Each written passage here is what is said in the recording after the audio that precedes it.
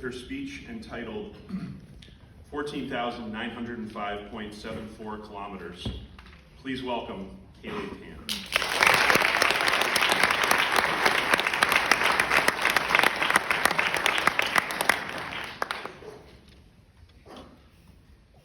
If you were to ask a close family member or friend to depict what kind of character I am, you'll most likely hear them portray me as this loud, charismatic, buoyant individual, just a magnificent mighty mass of spirit and joy. These are the sort of characteristics the big wide world around me sees when they look at my persona's exterior walls. Yet deep down, I yearn that they knew more about what is underneath this glossy surface, something that means a lot more than just the facade of my bubbliness.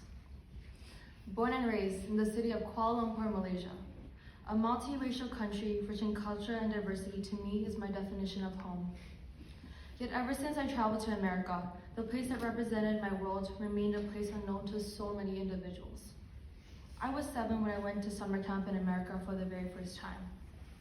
It was my first time ever in New York and the first time I'd ever made a foreign friend, someone that did not come from or reside in Malaysia originally.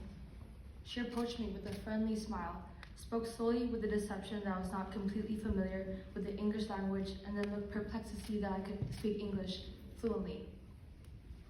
She then asked where I was from, initially guessing somewhere in Asia, so either China or Korea, but then reacted even more puzzled when I responded that I was from the country Malaysia, which is, by the way, located in Southeast Asia, not in the Middle East or anywhere near the continent of Africa.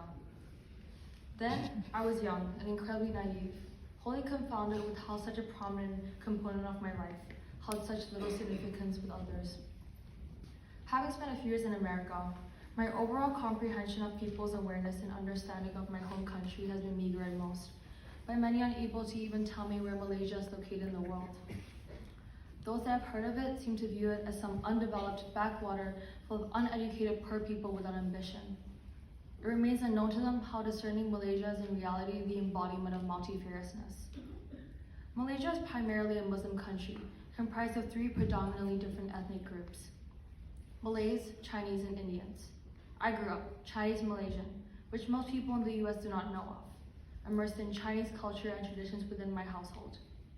I guess they just naturally supposed that I've always had this gift of magically having the ability to speak a subtle combination of Cantonese and Mandarin, despite never residing in China. However, even with the immense amount of Chinese influence that I've had, I am likewise experiencing the understanding of the other cultures and races that surround me in Malaysia. I deem my love for Malaysia blossoms when I think of the harmony of its people.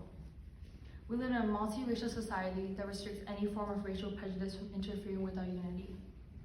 As a country, we all have various customs and cultures amongst our individual ethnic groups, but in Malaysia, we treat this as a reason to celebrate. Special in Malaysia is the open house concept. During the different cultural religious festivals, like the Malay celebration of Hari Raya, Chinese New Year, and the Indians' Deepavali festival, friends and family would visit the houses of those who are celebrating the holiday to wish them prosperity and to also enjoy their various delicious traditional foods. I truly miss hearing the loud laughs of relatives clashing with the sound of fireworks, along with the mingling of sweet and salty scents that come from the variety of food spices. All happy sentiments just lingering in the air in a room, beautifully adorned with red and gold ornaments. Malaysia's tender, accepting, diverse community is what utterly drives my passion for diversity, equity, and inclusion, and additionally intolerance for racism, discrimination, and injustice. It makes up my values and what I confide in. It makes up my excitement, acceptance, and curiosity of all diverse individuals and their personal experiences. It makes up my yearning to know more about people's cultural backgrounds who reside outside my home country, something that fate has granted me the privilege to do. Though being specifically 14,905.74 kilometers away from what I call home, may be considered by many as a struggle and overextensive distance from my comfort zone and from my mom. To me, this was the ultimate opportunity for me to truly know 23 other different countries that encapsulate the globe. I have a longing to educate those around me to appreciate me more for who I am and where I've come from, which in turn will help advance their knowledge of life outside the US.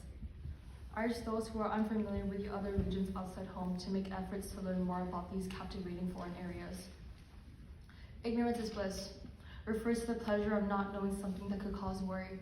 If this element of ignorance potentially hinders you from the opportunity to immerse your mind in another perspective, another culture, and a whole new world. When we turn a blind eye to someone else's story, we are refusing to expand our knowledge to what the rest of the world holds.